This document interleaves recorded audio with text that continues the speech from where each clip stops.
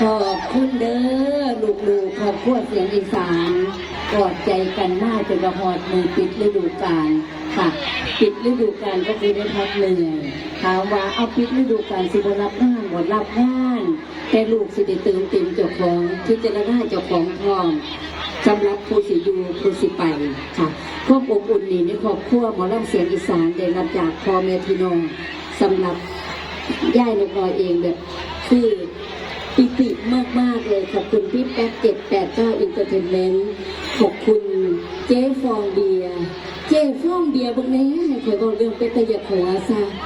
จังไดมาเมาร้านค่ะไปหอดปี74 75เมาหาปีส้นเมา5 ปี6 ปีซ้อนเขาก็ได้ว่าฉันหอดปานนั้นกูก็คือสิตายแล้วล่ะฟองเบียร์สนดอกแม่ว่าเป็นอย่างดอกว่าตั้งแต่ลูกเต้าเสียงอีสานเฮ็ดวงเสียงอีสานต่อข่อยก็ฮักเจ้าข่อยก็ฮักน้องนุ่งฮักอ้ายพี่สุขุสุขคนค่ะขอบคุณหลายๆขอบคุณการต้องการใจของพี่น้องแฟนเพลง FC ให้ขายดีปานเท่น้ำเท่ทาเด้อกำไฟฝุ่นจักหน่อยนี่เพราะท่านในมวลเต็มสนามนี่ลุกขึ้นเบิดได้นี่เขาสิได้งานโตบ่ช่วงนี้ค่ะนี่อ้ายไส้ของเฮาถือได้ว่าเป็นลูกไส้ลูกไส้คนหมอของเฮานี่ล่ะกำลังเสื้อไผ่อยู่ในเป็นผู้ใดนอว่าสันเดจำลูกจะคล้องก็ได้ว่าที่นี่นั่นเอาจำได้แน่ผู้ใดแน่ลูกหลายแน่ลูกหลายแต่มามือนี่เป็นพิเศษมาเสื้อไผ่ในเฮาว่ามาเสื้อไผ่ดีจ้าอันนี้สิได้งานตัวบ่ปีที่แล้วมาพูดเดียวปีนี้เอาลูกเอาลูกเอาคุ้มค่าเด้อพระนามแม่จักรพันธ์ค่ะเรื่องจักรพันธ์กำลังเสียงอีสานสวัสดีครับลูกใส่สกุลเสียงอีสานเอาให้มันคุ้มเราไปได้หลายก็ลูกไส้หน่อยลูกเวฟครับเวฟพ่ออาชีพลูกไส้พี่น้องชาวอุดรเขาเด็กเนี่ยวันนี้เอามาฝากขออนุญาตฝากเอ็มซีเสียงอีสานฝากพี่น้องอย่างนี้พี่ครับแม่จักรพันธ์และกับตาปักลาดัมเบ้คุณแม่นกน้อยผ่านบททดสอบแล้วอันนี้บอกกับลูกเป็นกำลังใจให้กับเป็นกำลังใจให้ลูกเข้าสู่จนว่าผ่านบททดสอบมาได้อันมูนั่นซื้อส่วนรวดมาอย่างโอ้ลืมก็ล่ะเอาอย่างละบานี้คือใส่ซุ่มใหญ่ไปเลยลูกอันนี้ผู้หอยตังเขาก็ต้องเต้นตัวดำสไตล์วงตัวใหญ่ก็แต่งตัวงามไม่ใหญ่เหรอบ้าอันนี้ก็ลกน้อยอุไรพรพุ่นมาแม่ร้องใหม่เมืองชุมแพพุ่นมีหอยน้ำมา2 คนนั่งอีกหน่อยเก๋ไผ่ละดิว่าไหนมาตั้งแต่หัวหน้าแม่ได้บัดที่นี่หัวหน้านกพงศกรกับมาได้บัดที่นี่นะโอ้ยขอบคุณค่ะนกนกแจกไอ้ทัวร์นั่นแหละต้องแจก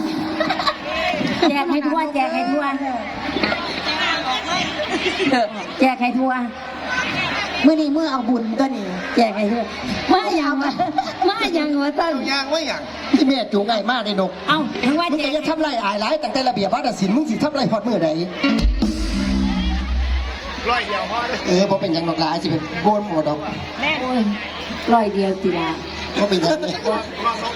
น้องนกน้อยได้แล้วไปลูกป่าที่นี่เอาน้องไหนน้องวันนี้น้องนกน้อยได้แล้วมาพวกเด้อ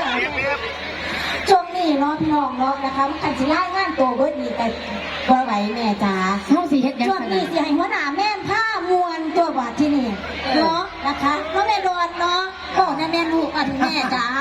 เต้นนะคะเต้นค่ะก็แต่งตัวสวยปวดมือนี่เราเลยไปเคียมพวกนี้แต่งตัวตั้งแต่เว้นปวดมาหอดตั้งแต่เว้นแต่งมาสั่นแต่งมาเต็มยศเป็นไอ้สิออกก็แมวหวานลายมันจะถอดออกจนเบิร์ดแล้วเป็นนั่นกูนั่งขืนลายไม่ได้เป็นความรู้สึกสมัยเก่าค่ะบอลแปลงบอลแปลงขาตั้งแต่เป็นคือเป็นมะล่ำใหม่ๆนี่ล่ะสมัยก่อนแต่ล่ำมีแต่มะล่ำถอดน้องแง่เนาะไปหาท่านนักการแจ้งตัวไว้เรื่อยๆรู้ว่าให้เราคือนี่เป็นคือของปูพื้นเด็ดแล้วทุกตัวปู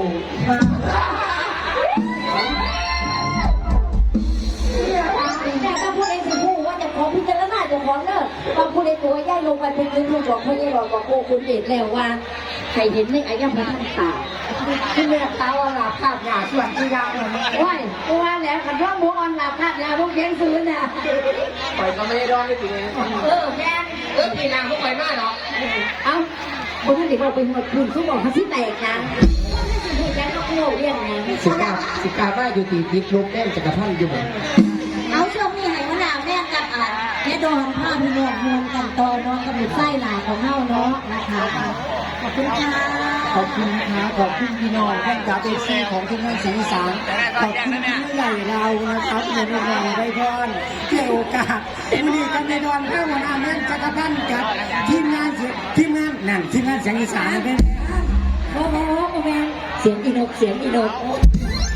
เสียงอีสานกล่าวว่าอยู่แต่ว่าเสียงบอกกล่าวว่าแม่ติดค่ะ โอ้ยแม่ชิกาถึงแล้ว แม่เสียงนกน้อยได้ครับค่ะขอบคุณหลายๆขอบคุณแม่ขอบคุณเข้ามาก้อนเพียงจากที่นี่แหละครับแบ่งเองที่โอกาสนะแม่จักรพันธ์กับที่งานวันใจแป้งมาหมอบความสุขอยู่นี้ที่เป็นทรงเกียรติอย่างนี้ค่ะ ขอบคุณในดอนขอบคุณค่ะไปให้เป็นบาปเป็นกรรมแล้วก็อย่าให้ย่านกเป็นบาปเป็นกรรมให้เฮาหักกันแท่งกันเด้อเอาหมอบข้อมูลซืนให้กับพี่กับน้องเฮาเนาะเอาแบบไหนเฮาจังสิมวน ตรวจอย่างเดียว ตรวจ